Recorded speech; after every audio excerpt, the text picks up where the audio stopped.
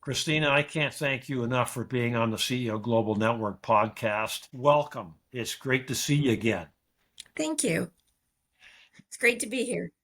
Yeah, well, that's great. So just before we get started, I thought it just might make some sense for me to give people a quick, very quick thumbnail introduction of you and let everybody know that you're the CEO of Ionic Technology Group, automation systems, robotics, electronics, software, and engineering services that make factories, mills, or mines more productive, safer, and more profitable. And the work you do is just outstanding, Christina.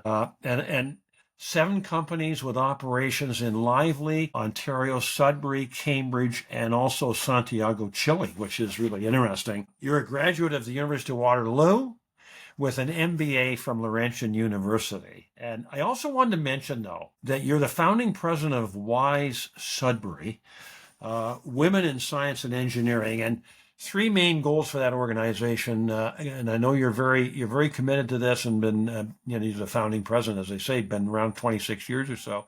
3 main goals: encourage young women to consider careers in science, engineering, trades, and technology; provide support for women in these fields; and also, very importantly, inform Sudburians about the opportunities for contributions by women in these fields. So congratulations to you for being involved in that. First question to you: what's a moment in your leadership journey to this point, Christina, that has really influenced how you lead today? That's a great question. Really, I think one of the big moments for me was a little more than a moment, but it was when one of our companies that had already been successful shortly after my start as CEO started to lose money. And I realized that I had to get into the details. I had to get into the nitty gritty, everything of proposals, terms, margins, project management, everything, get right into it. And we were able to turn it around pretty quickly. But I think that's when I realized, yeah, I've got this. And that confidence has served me well ever since. No, but that would be learning under fire, Oh my absolutely, wouldn't goodness. I don't it? Yeah. recommend it. No, no, don't recommend it at all. Now, what role does mentorship play in shaping the next generation of women in technology, Christina? So you already mentioned WISE, and when I started as an engineer, well, quite a few years ago, 30 years ago, it was kind of lonely. Right? I've had some excellent male mentors, but the female mentors made a big difference too. So WISE was where we were able to get to know each other, support each other. I mean, I've been the one supporting and the one being supported. And it's been really great. And now we're seeing some of the girls that we worked with when they were little are joining as members. So that's really gratifying. Yeah. Now I'm working on planning a dinner for tech CEO women in Sudbury. There aren't very many of us, but we have to start somewhere. Got to start somewhere, absolutely. Well, good for you for that, no question about it. And you may have touched on this already, but something else may come to mind. What's been the biggest leadership challenge transitioning from engineering to being the CEO of your? You're going to laugh at this one, I think. Sometimes I miss engineering. Sometimes a project comes along. As you can imagine, we get a lot of interesting projects around here. And Oh, every yeah. once in a while, I see one and I think, oh, I'd really love to do that one. That looks so fun.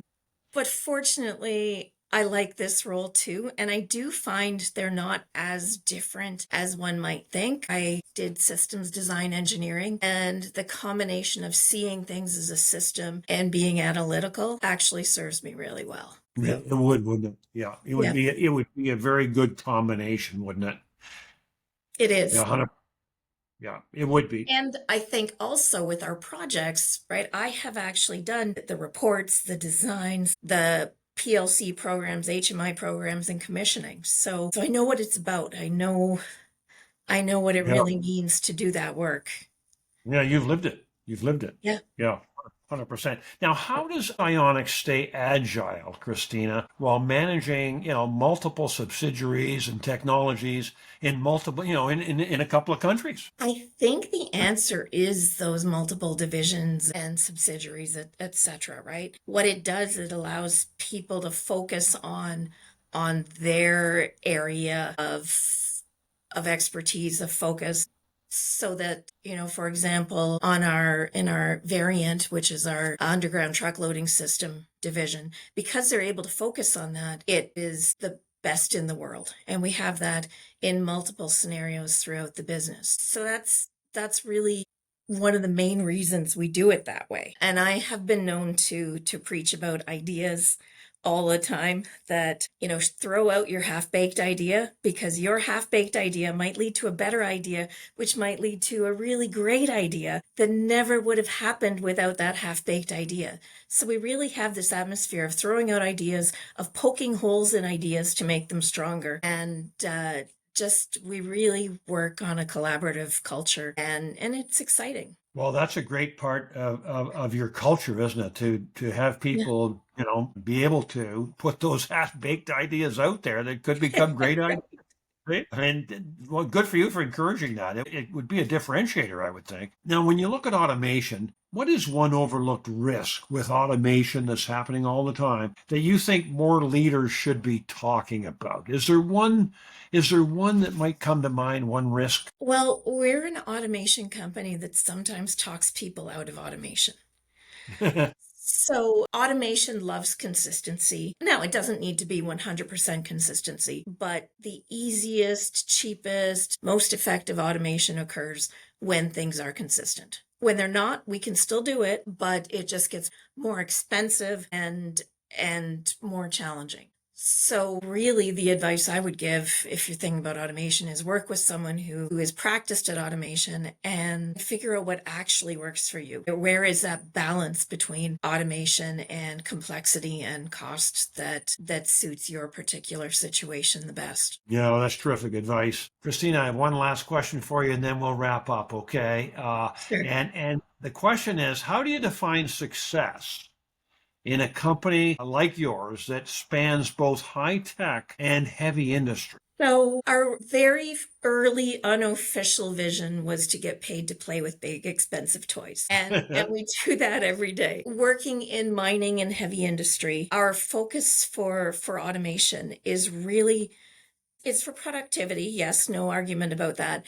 But it's also largely about safety. We're getting people away from the rock face. We're getting people out of acidic and carcinogenic dust environments, radioactive materials. We are really getting people away from dangerous environments and repetitive strain injuries. And that's what, honestly, I feel really good about. And you should feel really good about that. That's a tremendous purpose. And just, helping people have better lives through that technology, right?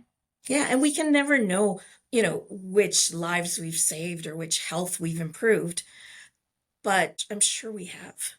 Sure you have. Yeah. Yeah. That's wonderful. That's wonderful. Christina, thank you so much for being with us on this CEO Global Network podcast. It's the time just flies by, and I really appreciate you making the time to come on with us and share your insights that are just so important around leadership and around your company and what you're doing.